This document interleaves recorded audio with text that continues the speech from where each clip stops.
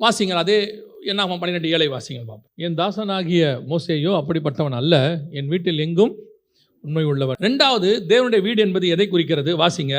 ஏசாயா தீர்க்கதரிசன புஸ்தகம் 56 அதிகாரம் 7வது வசனம் வாசிங்க. நான் என் பரிசுத்த பர்வதத்துக்கு கொண்டு வந்து என் ஜெப வீட்டிலே அவர்களை மகிழ பண்ணுவேன். அவர்களுடைய சர்வாங்கத கணங்களும் அவர்களுடைய பலிகளும் என் பலிபீடத்தின் மேல் அங்கீகரிக்கப்பட்டிருக்கும். என்னுடைய வீடு சகல ஜனங்களுக்கும் ஜெப வீடு என்னப்படும். அப்போ சர்ச்சுங்கிறது, ஜெப வீடுங்கிறது என்னன்னு கேட்டீங்கன்னா கர்த்தருடைய வீடு. இப்போ இவர் சொல்றாரு, என் வீட்டில் எங்கும் அவன் உண்மை உள்ளவன். இந்த பூமியில முதல்ல கர்த்தருக்கென்று ஒரு வாசஸ்தலத்தை உண்டாக்கினது யார் தான் உண்டாக்குனா? மோசே தான் உண்டாக்கினார். அந்த பிளானை கர்த்தர் யார்கிட்ட தான் கொடுக்குறாரு? மோசே கிட்ட தான் கொடுக்குறாரு. இப்போ யோசித்து பாருங்க, தான் வாசம் பண்ணுவதற்கு ஒரு ஸ்தலம் பூமியில வேண்டும். கிட்டத்தட்ட 2000 வருஷமா ஆபிரகாமு கிட்டையோ, ஏனோக்கு கிட்டையோ, ஈசாக்கு கிட்டையோ, யாக்கோபு கிட்டையோ, யோசேப்பு கிட்டையோ சொல்லாத தேவன் யார்கிட்ட வந்து சொல்றாரு? மோசே கிட்ட சொல்றாரு, நான் உங்கள் நடுவில் வாசம் பண்ணும்படி எனக்கு ஒரு என்ன உண்டு? வாசஸ்தலத்தை ஆயத்தம் பண்ணு அப்படிங்கிறார். இப்போ ஆயத்தம் பண்ணக்கூடியதான அந்த வாசஸ்தலத்துக்கு பின்னாடி பரலோகத்தின் திட்டம் இருக்கு. நல்லா கவனி. ஏன் அவர் வீட்டில் எங்கும் உண்மை உள்ளவன்னு சொன்னாருன்றதுக்கான விளக்கம். அந்த வாசஸ்தலம் அவருடைய வீடை கட்டுறாரு. இப்போ அப்படி வச்சுக்கோங்க, அவருடைய வீட்டை இப்போ கட்டுறாரு, வாசஸ்தலத்தை கட்டுறாரு. அதை கட்டுகிற பொறுப்பை யார் கையில் கொடுக்கணும்? நீங்கள் ஒரு வீட்டை கட்டுற பொறுப்பை யார்கிட்ட கொடுப்பீங்க? நீங்கள் யாரை ட்ரஸ்ட் பண்ணுறீங்களோ அவங்ககிட்ட தான் கொடுப்பீங்க, இல்லையா? உங்களுக்கு இன்ஜினியராக இருக்கட்டும், அந்த நிறைய இன்ஜினியர்ஸ் தெரிஞ்சாலும் நீங்கள் ட்ரஸ்ட் பண்ணுற ஒரு ஆள்கிட்ட தான் அதை கட்ட சொல்லி கொடுப்பீங்க. இப்போ கர்த்தர் யாரை நம்புறாரு? மோசையை நம்புறாரு. மோசையை எதுக்காக நம்பினார்? மோசே பெரிய இன்ஜினியர்ன்றதுக்காக நம்பினாரா? மோசே வந்து உண்மையிலே எகிப்தில் என்னவா இருக்கிறாரு? இன்ஜினியராக இருக்கிறார். 7ஆம் அதிகாரம் அப்போஸ்தலர் நடவடிக்கைகள் சொல்லுது, அவன் எகிப்தின் கலைகளிலும் சகல சாஸ்திரங்களிலும் எகிப்தின் கலைகளிலும் வாக்கிலும் செய்கையிலும் வல்லவனாக இருந்தான்னு வசனம் சொல்லுது. அப்போ எகிப்தில் இவர் வந்து எல்லாம் படிச்சிருக்கிறார், எல்லாத்துலேயும் பெஸ்ட்டாக இருக்கிறார். ஒரு குறிப்பு சொல்லுது, அவர் வந்து ராமசேஸுக்கு ஒரு ஊரையே கட்டியிருக்கிறாருன்னு சொல்லி. அப்படி ராமசேஸுங்கிறது எகிப்தில் இருக்க ஒரு பார்வோன். யாத்ராகமத்தின் புஸ்தகத்தில் 2ஆம் அதிகாரத்தில் அவரை குறித்து சொல்லப்பட்டிருக்கு. அப்படி அவருக்கு ஒரு ஊரையே கட்டின பெரிய ஆள் தான் இவர். ஸோ அதனால் கர்த்தர் இவர்கிட்ட அதை கொடுத்தாரா? ஒரு பெரிய இன்ஜினியர்கிட்ட கொடுப்போம் அப்படின்னு சொல்லி கொடுத்தாரா அப்படின்றத கொஞ்சம் நீங்கள் எடுத்து பார்த்தீங்கன்னா உங்களுக்கு எகிப்தை பற்றி தெரியும். எகிப்தில் தான் பிரமிட் கட்டப்பட்டது. இந்த பிரமிடுங்கிறது மோசே காலத்துக்கு முற்பட்டது. இன்னை வரைக்கும் எல்லாரும் என்ன சொல்கிறாங்கன்னா, எகிப்து ஒரு 5000 வருஷத்துக்கு முன்னாடி உள்ளதுன்னு சொல்கிறாங்க. மோசே 4000 வருஷம் தான் ஆகுது. ஸோ மோசேக்கு முன்னாடி உள்ளதாக தான் இருக்கும் அப்படிங்கிறதா எல்லாருடைய கருத்து. அப்போ யோசிச்சு பாருங்க, ஒரு பிரமிட் மாதிரி ஒரு விஷயத்தை கட்டியிருக்கிறாங்க. ராமசேஸுக்கு ஒரு ஊர் கட்டுறாங்க. அவங்க கட்டக்கூடியதான எல்லா காரியங்களும் பயங்கர ஜைஜாண்டிக்காக இருக்குது. அப்படியாப்பட்ட ஒரு இன்ஜினியரை கூப்பிட்டு வந்து கர்த்தர் வந்து ஒரு பிளான் கொடுக்குறார். இந்த பிளானுடையதான சைஸ் என்னன்னு கேட்டிங்கன்னா 300 முழ நீளம். அப்படி தானே இருக்குது. நம்ம ஊருக்கு சொன்னால் ஒரு 450 அடி, இவ்வளோதான். 450 அடின்னு சொல்ல போனால் ஒரு வீடு 600 ஸ்கொயர் ஃபீட் வீட்டில் ஒரு ரூம்னு வச்சுக்கோங்களேன், ஒரு ரூமும் ஹாலும் இவ்வளோ தான் இருக்கும் மொத்தமே. இதை கட்ட சொல்கிறாரு, 3 அடுக்காக கட்ட சொல்கிறாரு. பலிபீடம், பிரகாரம், பரிசுத்த ஸ்தலம், மகா பரிசுத்த ஸ்தலம் அப்படின்னு 3 அடுக்காக கட்ட சொல்கிறார், 3 பார்ட்டாக கட்ட சொல்கிறார். இதை கட்ட சொல்லும் பொழுது மோசேயை பார்த்து ஆண்டவர் சொல்லியிருந்தார்னா ஒரு வார்த்தை, மோசே எனக்கு ஒரு வாசஸ்தலம் வேணும், எனக்கு வந்து என்ன செய்ய, நான் வாசம் பண்ணுற மாதிரி நல்ல இடம் கட்டு அப்படின்னு சொல்லியிருந்தார்னா ராமசேஸை விட பெஸ்ட் பிளேஸை கட்டியிருப்பார் அவர். ராமசேஸை விட மிகச்சிறந்ததே அவர் கட்டியிருப்பார்.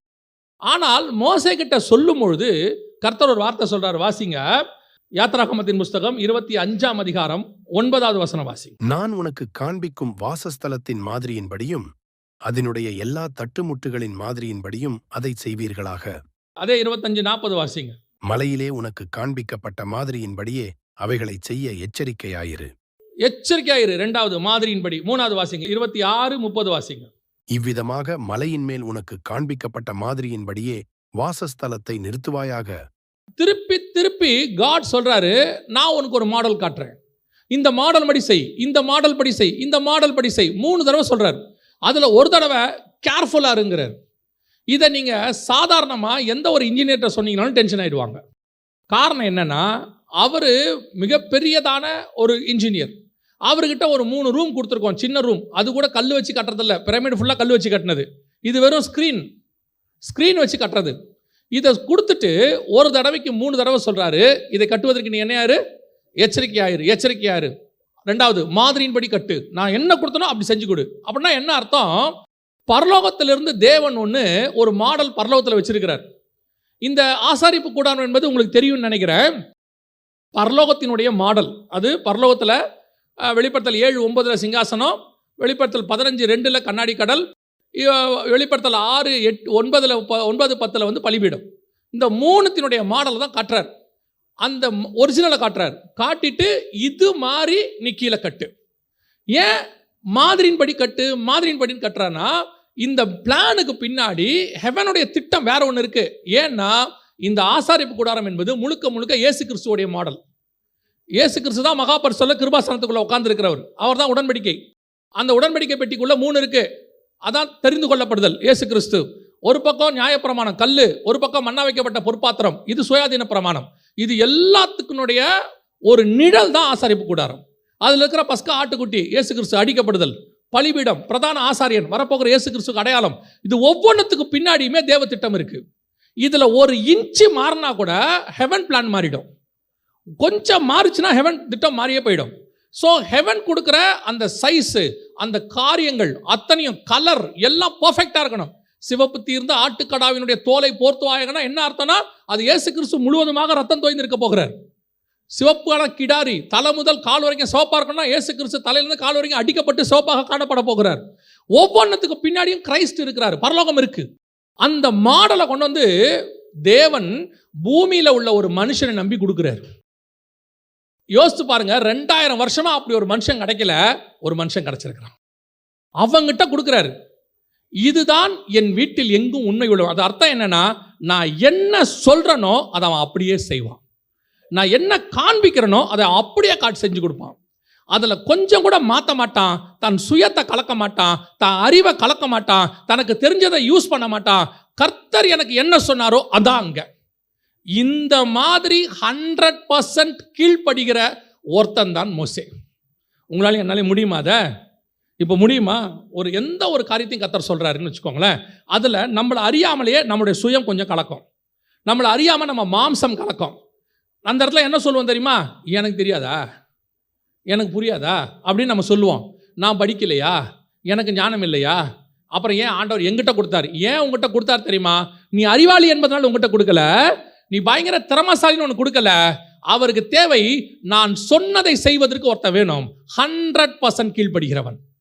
வாசிச்சு பாருங்க, 1 நாளாகமம் 28:10 வாசிங்க. இப்போதும் எச்சரிக்கையாயிரு. நல்ல கவனிங்க, சாலமோனை பார்த்து தாவீது சொல்ற வார்த்தை. இப்பொழுதும் நீ என்னவாயிரு?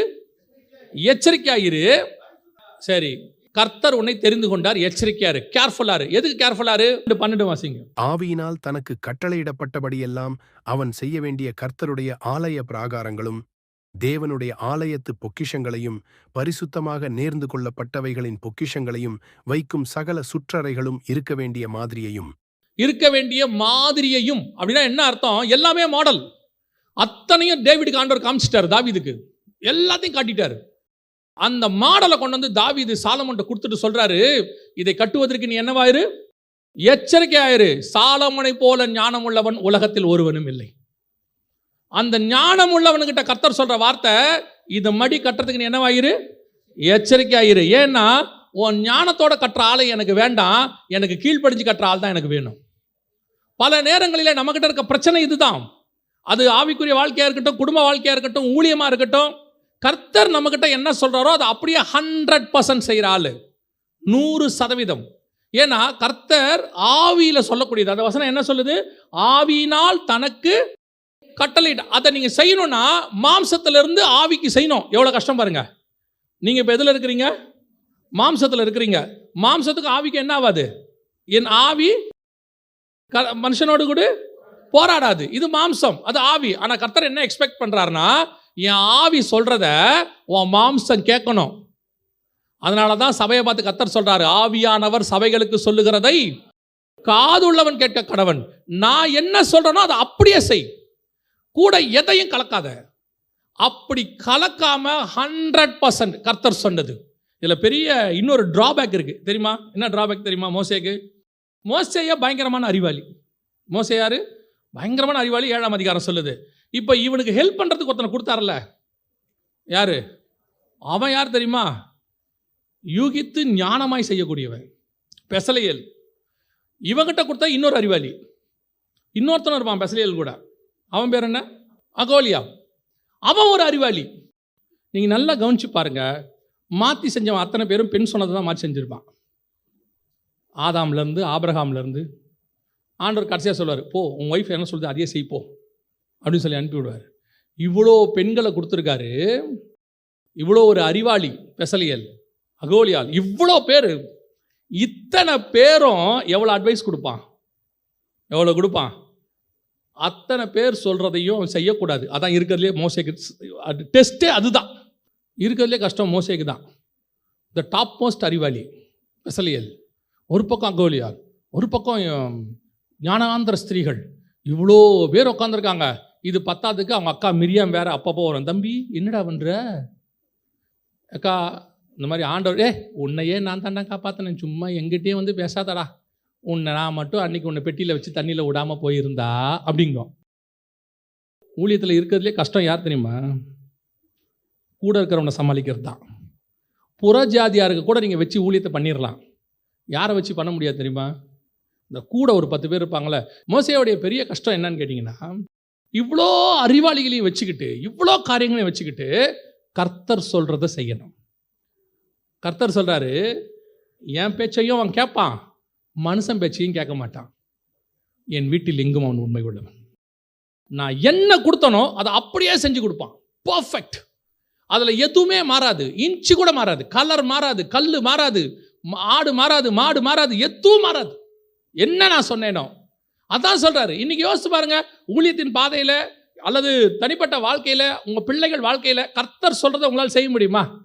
கர்த்தர் ஒன்று சொன்னால் செய்ய முடியுமா? முடியாது. எங்கள் அம்மாக்கிட்ட ஒரு பெரிய ப்ளஸ் பாயிண்ட் இருந்துச்சு. நான் எப்போ அந்த ஒரு விஷயத்தில் எங்கள் அம்மா பார்த்து நான் சந்தோஷப்படுவேன். நான் வந்துட்டு திடீர்னு ஒரு நாள் வந்து எங்கள் அம்மாட்ட சொன்னேன், அதுவும் தேவ திட்டமாக தான் இருந்துச்சு, நான் இந்த மாதிரி லண்டனுக்கு வேலைக்கு போகிறேன் அப்படின்னோடனே எங்கள் அம்மா சரி போப்பான்னாங்க. அடுத்த வார்த்தை எங்கள் அம்மா சொன்னேன், சரி போயிட்டு வாப்பான்னாங்க. அப்போது டிக்கெட்டுக்கெல்லாம் காசு வேணும்னு கொடுத்தாங்க, போயிட்டு வந்தாச்சு, போயாச்சு. அங்கே போனோடனே 1 வருஷம் கழித்து ஆண்டவர் சொல்கிறாரு, நீ இந்தியாவுக்கு போ ஊழியத்துக்குன்னு சொல்கிறாரு. இவங்க தான் காசு கொடுத்துருக்காங்க, டிக்கெட் காசு எல்லாம் இவங்க தான் கொடுத்துருக்காங்க. அவங்களுடைய வச்சுருந்த காசெல்லாம் எடுத்து கொடுத்துட்டாங்க எனக்கு. இப்போ நான் அங்கே போயிட்டேன். அங்கே போய் 1 வருஷத்தில் ஆண்டவர் சொல்கிறாரு, இந்தியாவுக்கு போ அப்படின்னு சொல்கிறாரு. இப்போ திருப்பி எங்கள் அம்மாட்ட ஃபோன் பண்ணி சொல்கிறேன், ஆண்டவர் என்னை இந்தியாவுக்கு போக சொல்கிறார். எங்கள் அம்மா ஒன்றுமே சொல்லலை, சரி வந்திருப்பான்னாங்க. எனக்கு அது ஒரு பெரிய ஆச்சரியமாக இருந்துச்சு. எங்கள் அம்மாவை தவிர இன்னும் என் ஃப்ரெண்டு ஒருத்தருக்கான், 2 பேரை தவிர ஒருத்தர் கூட நான் ஊழியத்துக்கு வரதை ஆமோதிக்கவில்லை, எதிர்த்தார்கள். 2 பேர் தான் சரி வந்திருப்பா அப்படின்னாங்க. எனக்கு ஆச்சரியம், ஏன்னா காசு கொடுத்தது அவங்க தான், நியாயமாக அவங்க தான் என்ன திட்டணும். சுற்றி இருக்கிற எல்லாரும் ஒன்றும் கொடுக்கல, கொடுத்த ஆள் ஒருத்தர், அவங்க தான் திட்டிருக்கணும். ஆனால் அவங்க சொன்ன வார்த்தை சரி வந்திருப்பா.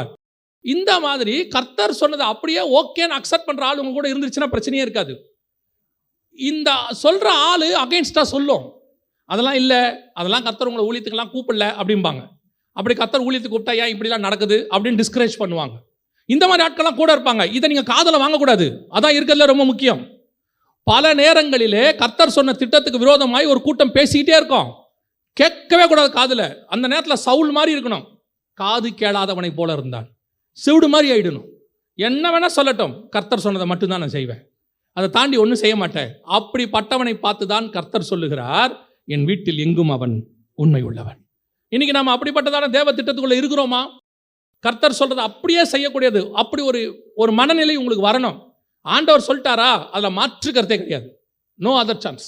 நான் என்னுடைய பிள்ளைகிட்டலாம் சொல்லி வச்சிருக்கிறேன், கர்த்தர் உங்களுக்கு என்ன சொல்கிறாரோ செஞ்சுருங்க. அது படிப்பாக இருக்கட்டும், எதுவாக இருக்கட்டும், கர்த்தர் சொல்கிறாரா செஞ்சுருங்க, அவ்வளோதான். இதில் என் விருப்பம் அவங்க மேலே எதுவுமே கிடையாது.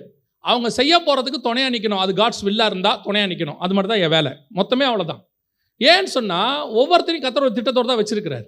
அப்போ மோசே கிட்ட ஒரு பிளான் கொடுக்கும்போது பெசலேலாக இருக்கட்டும், அகோலியா இருக்கட்டும், ஞானாந்திர ஸ்திரீகளாக இருக்கட்டும், அத்தனை பேரும் மோசேக்கு கர்த்தர் என்ன சொன்னாரோ அதை செய்வதுக்கு தான் இவங்க எல்லாரும். இவர்கள் எல்லாரும் இவர்களுடையதான ஐடியாஸை இவங்க சொல்கிறது நல்லாவே இருக்கும், பெஸ்ட்டாகவே இருக்கும். ஆண்டவருக்கு தேவை தி பெஸ்ட் இல்லை, த ஒபீடியன்ட். ஆண்டவர்கிட்ட இல்லாத பெஸ்ட்டா? பூமியை விடவா நீங்கள் சிறந்த படைச்சிட போகிறீங்க? வானத்தை விடவா சிறந்ததை நீங்கள் படைக்க போகிறீங்க? மனுஷனை விட தி பெஸ்ட் ப்ராடக்ட் உங்களால் செய்ய முடியுமா உலகத்தில்? முடியவே முடியாது. இந்த தி பெஸ்ட் ஆண்டவர் நம்மளை செஞ்சு வச்சிருக்கிறாரு. அவர் ஒன்று சொல்கிறாருன்னா அதில் ஏதோ ஒரு காரணம் இருக்கும், அதை செஞ்சுட்டு போயிட்டே இருங்க. அப்போ தான் அவர் உங்களை பார்த்து ஒரு சாட்சி கொடுப்பார், இவன் என் வீட்டில் எங்கும் உண்மை உள்ளவன். முதலாவதாக மோசே தன் பர்சனல் லைஃப் கர்த்தருக்கு முன்பாக உண்மை உள்ளவனாய் இருந்தான். இரண்டாவது, தனக்கு கொடுக்கப்பட்ட ஊழியம், அழைப்பு, தரிசனம், தனக்கு கொடுக்கப்பட்ட காரியங்களில் அவன் 100% பெர்ஃபெக்ட் உண்மை உள்ளவனாக இருந்தான்.